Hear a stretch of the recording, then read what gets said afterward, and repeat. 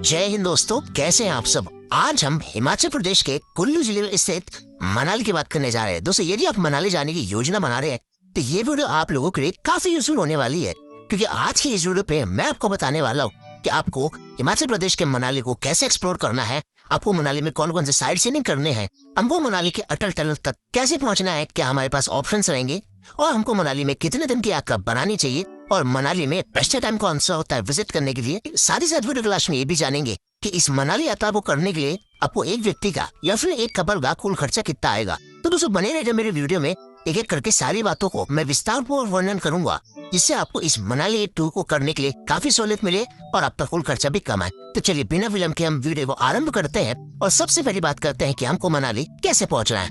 दोस्तों, मनाली पहुंचने के लिए बेसिकली आपके पास दो बड़े मेजर ऑप्शन आते हैं।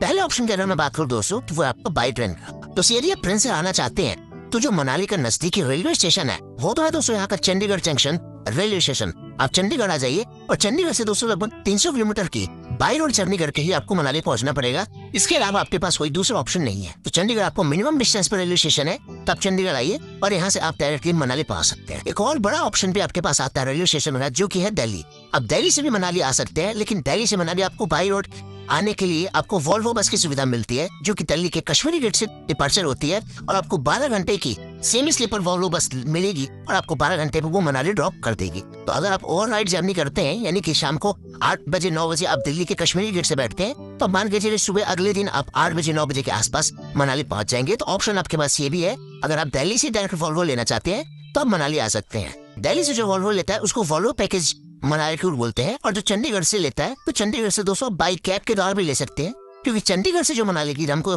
बाई रोड जर्नी लगती है वो लगभग 6 से 7 घंटे में हो जाती है, क्योंकि यहाँ से आपको डिस्टेंस कम पड़ जाती है। तो पहला ऑप्शन तो था दोस्तों आपके पास कि अगर आप बाई ट्रेन आ रहे हैं तो आपके पास क्या विकल्प रहेगा। दूसरे ऑप्शन की अगर मैं बात करूँ दोस्तों, तो आपको फ्लाइट का। दोस्तों फ्लाइट के लिए भी सेम डेस्टिनेशन है, चंडीगढ़ आपका न्यूनतम एयरपोर्ट है, और साथ ही साथ अगर आप दिल्ली आ रहे हैं तो दिल्ली एयरपोर्ट से भी आप उतर कर आप 500 किलोमीटर की अपनी मनाली की बाई रोड जर्नी करके आप मनाली पहुंच सकते हैं। तो ये बात है कि दोस्तों हमको मनाली कैसे पहुंचना है। चलिए दोस्तों बात करते हैं कि हमको मनाली में कहाँ स्टे लेना चाहिए। दोस्तों मनाली में स्टे लेने के लिए आपको या तो कन्याल रोड है, या तो एलाओ है, या तो पिरनी है। ये 3-4 जगह है दोस्तों जो कि गांव है मनाली के। तो इन सब जगह पे होटल्स के ढेर सारे यहाँ पे फैसिलिटीज और ऑप्शंस देखने को मिल जाएंगे। मनाली के मॉल रोड के इर्द गिर्द भी होटल्स देखने को मिलेंगे, लेकिन थोड़ी पुरानी प्रकृति होने के कारण वहाँ पे सर्विस की थोड़ी कमी होती है। साथ ही साथ मॉल रोड के आसपास होटल लेने से थोड़े कॉस्टली भी पड़ते हैं। तो डिपेंड करता है कि आप अगर 1-2 किलोमीटर के रेडियस पे ले लेंगे तो आपको बजट में भी मिल जाएगा, साथ ही साथ होटल्स भी बेटर मिल जाएंगे। तो वो आपके ऊपर डिपेंड करता है कि आपको मनाली में कहाँ और कैसा होटल्स लेना पड़ेगा।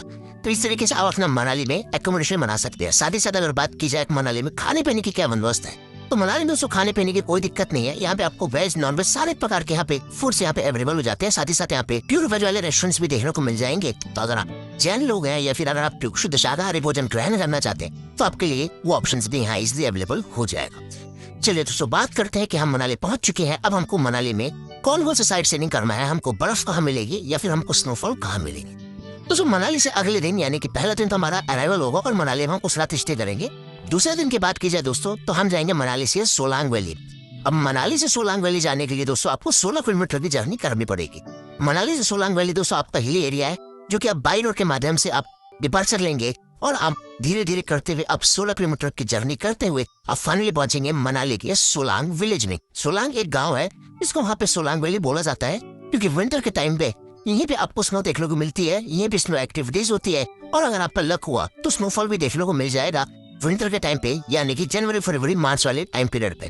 तो आप सोलांग वैली तक जा सकते हैं। सोलांग वैली में यहाँ पे आपको ढेर सारी एक्टिविटीज देखने को मिल जाएगी, जैसे कि आपको जिपलाइन देखने को मिलेगा, ट्यूब राइडिंग भी देखने को मिलेगा, क्योंकि ऊपर से आपको एक बर्फ का स्लोप बनाते हैं और वहाँ ट्यूब से आपको छोड़ा जाएगा और आप नीचे इस तरीके से ट्यूब राइड भी कर सकते हैं। साथ ही साथ यहाँ पे स्कीइंग की भी ऑप्शंस है, स्कीइंग भी कर सकते हैं, और अगर आप पैराग्लाइडिंग करना चाहें तो पैराग्लाइडिंग की भी यहाँ पे सोलांग वैली पे ऑप्शंस अवेलेबल है। पैराग्लाइडिंग में अगर आप हाई जंप वाला पैराग्लाइड करेंगे तो आपको 3500 रुपए एक व्यक्ति का पड़ता है, जिसमें आपका रोपवे भी शामिल होता है और आपका पैराग्लाइडिंग भी इसमें शामिल होता है। तो इस तरीके से दोस्तों सोलांग वैली में ये सारी चीजें एक्टिविटीज होती है। बात की जाए अगर आप समर के टाइम पे आ रहे हैं, यानी गर्मी छुट्टी में आ रहे हैं, तो सोलांग वैली आपको दोस्तों बर्फ देखने को नहीं मिलेगी।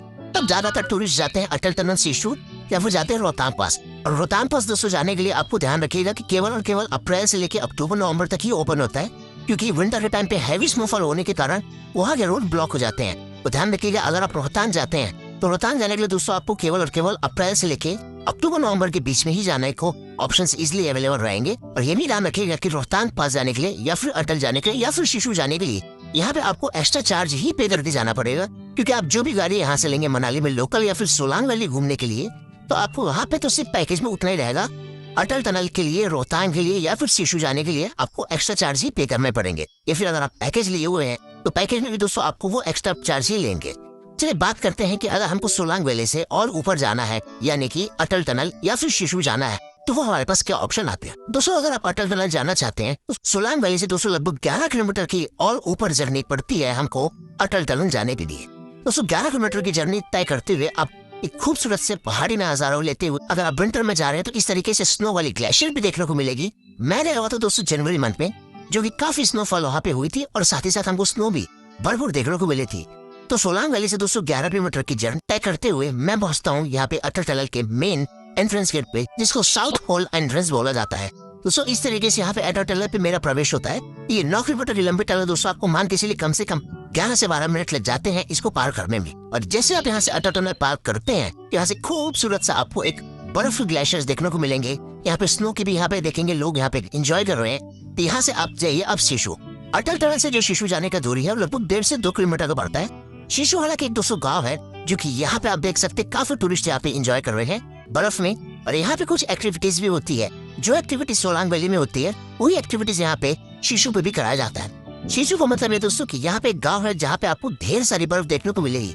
तो अगर आपको विंटर पे आए हैं और अगर आप सोलांग वैली में थोड़ी बहुत स्नो मिली है, तो आप डेफिनेटली यहाँ अटल टनल और शिशु आइएगा, क्योंकि यहाँ पे अटल टनल शिशु में आपको भरपूर बर्फ मिलेगी। लगभग आपको 3 से 4 फीट की बर्फ देखने को मिल जाएगी और यहाँ पे आप इस खूबसूरत से पूरे पहाड़ों पर बर्फ ही बर्फ का आप आनंद ले सकते हैं। तो इस तरीके से आप अटल टनल और शिशु को भी इंक्लूड कीजिएगा। ध्यान रखिएगा कि अगर बर्फ ज्यादा होती है तब यहाँ पे नॉर्मल गाड़ियां नहीं जा पाती, यहाँ पे केवल और केवल 4x4 ही जाती है। तो इस तरीके से दोस्तों आप अटल और शिशु को एक्सप्लोर कीजिए। एक्सप्लोर करने के पश्चात आप वापस उस रात मनाली में आके अपना स्टे बना लीजिए। तो डे नंबर 2 बेसिकली दोस्तों आपका सोलांग वैली, अटल टनल और शिशु, ये सारी चीजें इसमें इंक्लूड हो जाएगी। बात करते दोस्तों हम लोग डे नंबर 3 की। डे नंबर 3 में दोस्तों आप निकल पड़े अपने मनाली के लोकल साइट सीइंग की तरफ। मनाली के लोकल साइट सीइंग में दोस्तों सबसे पहले आता है आपका यहाँ पे हडिम्बा देवी का टेम्पल। हडिम्बा देवी का टेम्पल दोस्तों यहाँ पे एक माता जी का मंदिर है, जो कि हडिम्बा माता के नाम से प्रसिद्ध है। बहुत ही प्राचीन मंदिर है। यहाँ पे आप आइए। अगर आप यहाँ पे थोड़ा लेट से आएंगे तो देख सकते हैं यहाँ पे दर्शन करने के लिए क्यू कितनी ज्यादा लंबी हो जाती है। नंबर आने में आपको लगभग आधे घंटे से 1 घंटे का भी समय लगेगा। आप थोड़ा सा जल्दी आइएगा मॉर्निंग में, ताकि आपको जल्दी दर्शन हो जाए और इस तरीके से आपको लंबी कतार देखने को न मिले मंदिर में दर्शन के लिए। तो इस तरीके से आप हडिम्बा देवी टेम्पल पे दर्शन कीजिए, इस खूबसूरत से कैंपस को घूमिए। और हडिम्बा देवी मंदिर के ठीक पीछे ही बना हुआ है एक वन विहार। वन विहार दोस्तों बेसिकली एक पार्क है, एक उद्यान है, जहाँ पे आप विजिट कर सकते हैं। यहाँ पे एंट्री चार्ज दोस्तों आपका लगभग 10 से 15 रुपए होती है। यहाँ वो टिकट लेकर आप इस उद्यान में यानी कि इस वन विहार में विजिट कीजिए और यहाँ पे कुछ समय एक्सप्लोर करके आप निकल पड़िए अपने अगले स्पॉट की तरफ, जो कि आपका वशिष्ठ कुंड। वशिष्ठ कुंड दोस्तों यहाँ पे एक वशिष्ठ टेम्पल है। वशिष्ठ टेम्पल के ही ठीक पीछे यहाँ पे दोस्तों आपका बना हुआ है गर्म पानी का स्रोत, जिसको हॉट वाटर स्प्रिंग बोला जाता है। यहाँ पे आप हॉट वाटर स्प्रिंग पे स्नान भी कर सकते हैं। लेडीज का और जेंट्स का अलग अलग यहाँ पे बाथरूम बने हुए हैं, तो यहाँ पे आप जाके स्नान कर सकते हैं। स्नान करने के पश्चात आप वशिष्ठ जी के दर्शन कीजिए और दर्शन करने के पश्चात निकल पड़े अपने अगले स्पॉट की तरफ, जो कि आपको मनाली का मॉल रोड। ये है दोस्तों मनाली का मॉल रोड। और इस मॉल रोड में घूमने के लिए आपको ढेर सारे शॉपिंग के ऑप्शन होते हैं, स्ट्रीट फूड के ऑप्शन होते हैं और साथ ही साथ हिमाचल का फेमस फूड जिसको सिड्डू बोला जाता है, वो भी यहाँ पे मिलते हैं।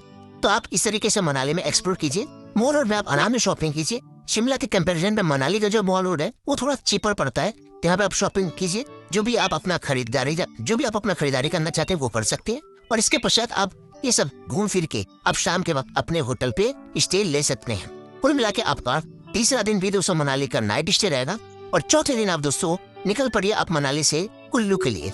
कुल्लू में दोस्तों 2 चीजें फेमस है। एक तो है आपका दोस्तों यहाँ पे रिवर राफ्टिंग, पैराग्लाइडिंग, जो कि एक्टिविटीज होती है, और दूसरा यहाँ पे आता है आपका दोस्तों शॉल फैक्ट्री। यदि आप शॉल लेने में इंटरेस्टेड हैं तो यहाँ पे कुल्लू में दोस्तों शॉल फैक्ट्रीज है, तो वहाँ से आप डायरेक्टली परचेस कर सकते हैं। पेशवा शॉल, हर तरीके के शॉल वहाँ देखने को मिल जाएंगे। साथ ही साथ अगर आप यहाँ पे रिवर राफ्टिंग या पैराग्लाइडिंग करना चाहते हैं तो यहाँ पे आप रिवर राफ्टिंग, पैराग्लाइडिंग की भी यहाँ पे ऑप्शन है। तो कुल्लू जाइए और कुल्लू से आप शाम तक रिटर्न आ जाइए। रिटर्न आके अपना बस पकड़िए, जो कि आपको मनाली के बस स्टैंड से मिलेगा, और वहां से बस बैठ के आप या तो दिल्ली या फिर चंडीगढ़ के लिए अपनी रवानगी ले सकते हैं। तो दोस्तों ये रहा आपका मनाली का एक संपूर्ण वर्णन। अब बात करते हैं अगले कैंप को मनाली में और सब बेस्ट टाइम होता है विजिट करने के लिए। तो दोस्तों अगर आप ऑफ सीजन में आते हैं तो आपका खर्चा भी कम आएगा, रश भी कम होगा, साथ ही साथ आपको घूमने में भी मजा आएगा क्योंकि भीड़ में ज्यादा होने से आपको ट्रैफिक जैम में भी ज्यादा फंसना पड़ता है। साथ ही साथ होटल्स के टैरिफ, गाड़ियों के टैरिफ भी डबल हो जाते हैं। इवन आपकी वॉल्वो के टिकट्स भी बहुत ज्यादा महंगी हो जाती है। तो बेहतर यह है कि आप ऑफ सीजन में आइए। सीजन का जो टाइम होता है दोस्तों शिमला और मनाली का, वो 15 अप्रैल से लेके आप मान के चलिए कि 5 जुलाई के 20 तक आपका ये सीजन होता है। और दूसरा सीजन स्टार्ट होता है दोस्तों 15 दिसंबर से लेके 5 जनवरी तक, क्योंकि क्रिसमस और न्यू ईयर पे भी सीजन कहलाता है। तो इस तरीके से आप बेहतर है कि आप ऑफ सीजन रहिए और अपना प्रेजेंट तरीके से अपनी सारी यात्रा को कंप्लीट करके आप अपनी रवानगी या फिर वापसी ले सकते हैं। चलिए दोस्तों लास्ट और अंतिम बात करते हैं कि इस मनाली यात्रा को करने के लिए आपका एक व्यक्ति का कुल खर्चा कितना लग जाएगा। तो दोस्तों यदि मैं बात करूँ कि अगर आप 3 नाइट 4 डेज की ट्रिप बनाते हैं और अगर आप दिल्ली से दिल्ली का पैकेज लेते हैं तो आप दिल्ली से वॉल्वो पैकेज ले लीजिए। साथ ही साथ आप 3 नाइट का मनाली में स्टे लेके आप आराम से अच्छे तरीके से सभी चीजों को एक्सप्लोर कीजिए, वो आप विजिट कीजिए, सोलांग वैली जाइए और आप मनाली से वॉल्वो लेके आप वापस दिल्ली चले जाइए। तो मान के चलिए दोस्तों आपका एक व्यक्ति का हार्डली आपका खर्चा 7 से 8 हजार रुपए आएगा और आप मनाली को अच्छी तरीके से एक्सप्लोर कर लेंगे। ये रेट जो दोस्तों आपको बता रहा हूँ ये मैं दिल्ली से दिल्ली का बता रहा हूँ। इसमें अगर आप पैकेज लेंगे तो ये चीजें रहेगी।